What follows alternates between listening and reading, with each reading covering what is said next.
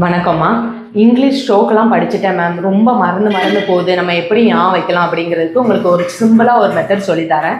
இதை நீங்கள் வரைஞ்சி சொல்கிறத பார்த்தா உங்களுக்கு ஆட்டோமேட்டிக்காக வந்து என்ன செஞ்சிடும், ஸ்ட்ரோக்ஸ் ஃபுல்லாகவே ஞாபகம் வரும். ஃபஸ்ட்டு வந்து பாருங்கள், ஸ்ட்ரைட்டாக ஒரு கோடு போட்டுக்கோங்க. டி டி அடுத்து வந்து நான் சென்டர் பாயிண்ட் வந்து ஒன்று எடுத்திருக்கேன். இப்படி நம்ம போட்டோன்னா என்னதுமா, பி பி முதல்ல ஸ்ட்ரைட்டாக கூட போட்டுக்கோங்க. கே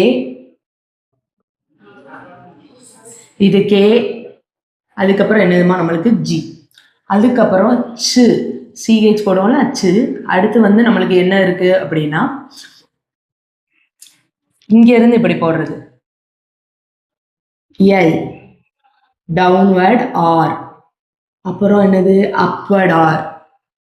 அதுக்கப்புறம் வந்து என்னது உங்களுக்கு அந்த கோட வேணா சும்மா நீட்டிக்கோங்க, சிவ வேணா என்னது ஜே ஒன்று இருக்குல்ல, சாரி மறந்துருச்சு, ஜே.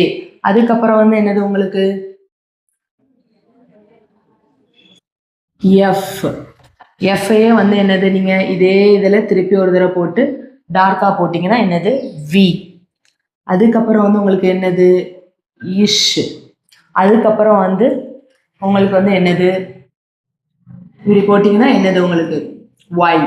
அதே வந்து இப்படி போட்டிங்கன்னா இப்படி போட்டு இதுவரை இழுக்கணும், இழுத்தா ஒய். இப்படி போட்டு இப்படி இழுத்தீங்கன்னா என்னது டபிள்யூ. அதுக்கப்புறம் இதையே வந்து நீங்கள் சர்க்கிள் ஆக்கி போட்டிங்கன்னா ஹைச்.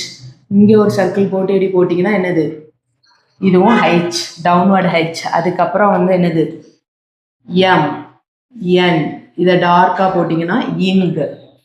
சரியாமா? இப்படியே சொல்லி நம்ம எல்லா ஸ்ட்ரோக்குமே ஓரளவு என்னது இதில் வர வச்சிடலாம். அதுக்கப்புறம் இதில் இன்னொரு ஸ்ட்ரோக் கூட நீங்கள் சொல்லலாம். இந்த இந்த இடம் வந்து உங்களுக்கு வளையிற இடம் து தி எஸ், இந்த மாதிரி சொல்லிக்கலாம் நீங்கள். அதுக்கப்புறம் மோஸ்ட்லி இதிலே எல்லாம் வந்திருக்கும்னு நினைக்கிறேன். இது உங்களுக்கு யூஸ்ஃபுல்லாக இருக்கும்னு நம்புகிறேன். தேங்க்யூ.